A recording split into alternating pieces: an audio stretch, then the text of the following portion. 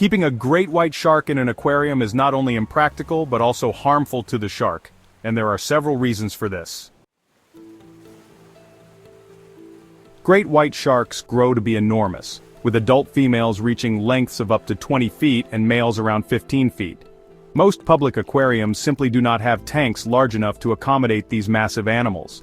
Even in the largest aquariums, there would be insufficient space to allow the shark to swim freely and exhibit natural behaviors. In the wild, great whites are known to migrate over vast distances, sometimes covering hundreds of miles per day, making it nearly impossible to replicate such a habitat in captivity. Sharks are active swimmers and need constant open spaces to move in order to maintain proper physiological function. Unlike many fish species that can remain stationary or swim in confined spaces, sharks require continuous movement for efficient breathing and circulation.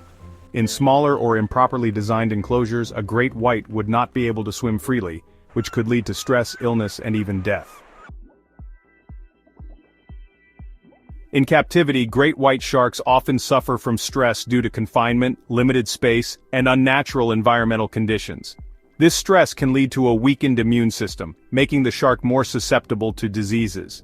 Additionally, sharks in captivity often engage in abnormal behaviors, such as repeated swimming in circles or bumping into walls, a sign of distress.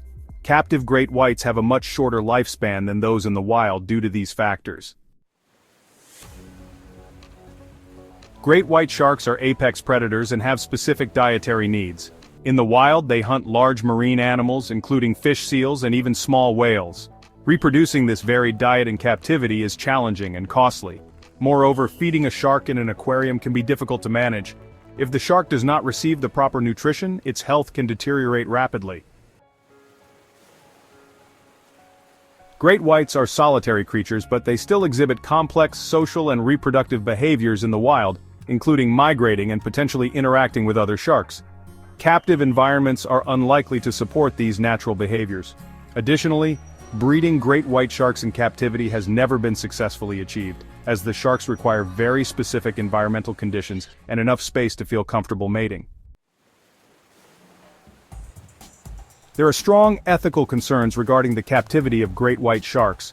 Many animal rights advocates argue that it is cruel to keep such a large, wild animal in a confined space where it cannot engage in natural behaviors. The immense stress of captivity can result in a shortened lifespan and severe physical and psychological distress for the shark. Historically, several aquariums have attempted to house great white sharks, but most have failed.